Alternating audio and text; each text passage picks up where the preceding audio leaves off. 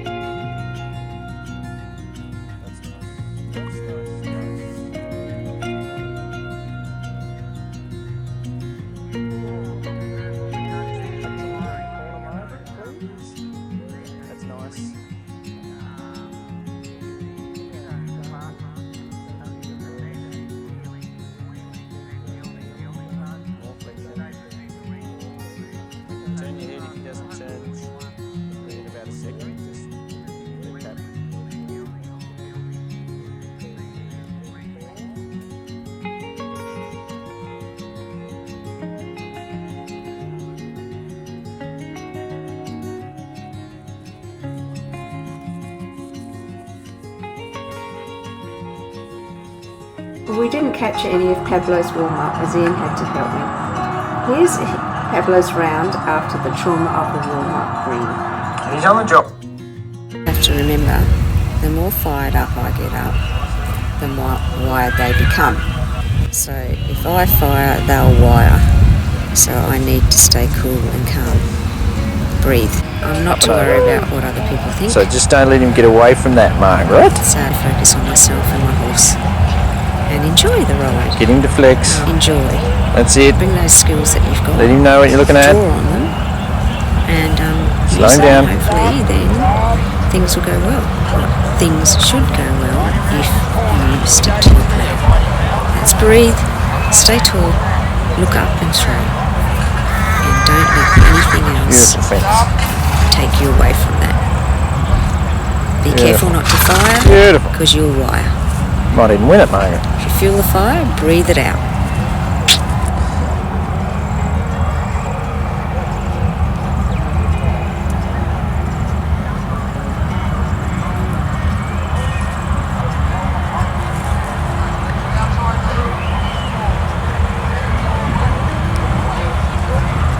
Beautiful.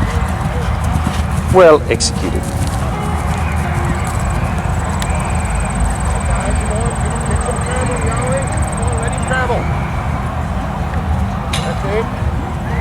And again, let him go.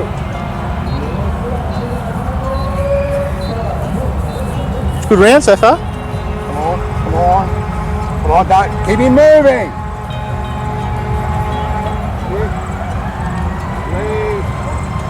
Lovely. Sit up, sit up, sit up, sit up, sit up, sit up. There you go, well done. Woohoo! Wow, that's Pabs done and dusted. So that was an interesting experience. Overwhelmed in the warm-up arena. Had to wait for half an hour. He got more and more wired. I got fired, so I got off. Not good. Made the decision to just stop at the 90 for both Pumbaa and Pablo. Just a bit overwhelming for me, not for them. They both did really well. Pablo, even though he had a really bad experience warming up, he went into the ring and he was fully focused and he did everything I asked him to do, so it was pretty super. I was really happy with his round. I was happy how I rode. I need to go a little bit more forward, but I think I was as forward I've ever been.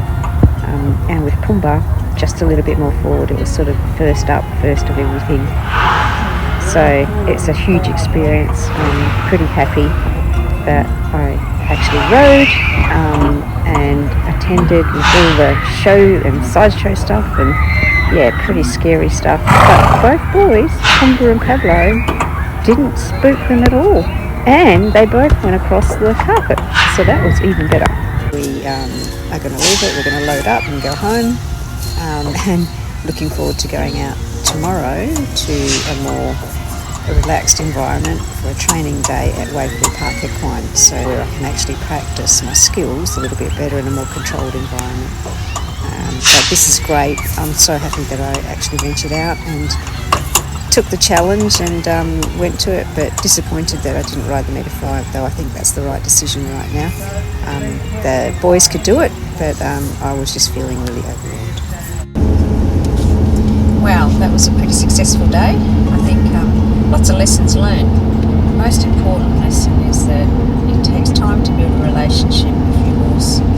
The uncertainties and what the horse might do and how they might react, and in your mind what you think they're going to do, but really they don't do that, and it's pretty cool.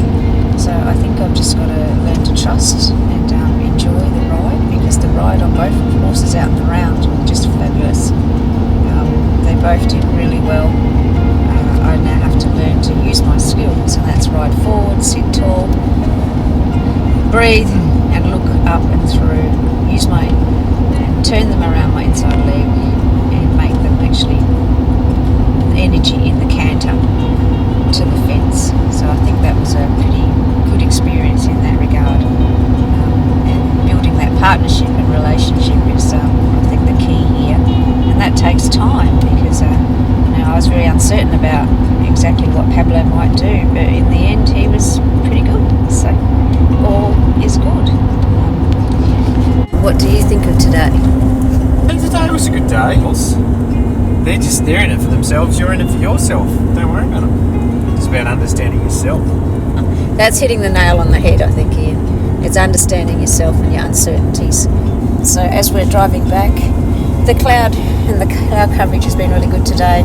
It's made it quite pleasant. It's over there though. It's lifting towards home, so it'll be warmer when we get down there. But all good. Only 25. Okay, we will see you when we get home. And that's that. Goulburn Show done and dusted. I hope you enjoyed the ride. Thanks for watching, and see you at the next one.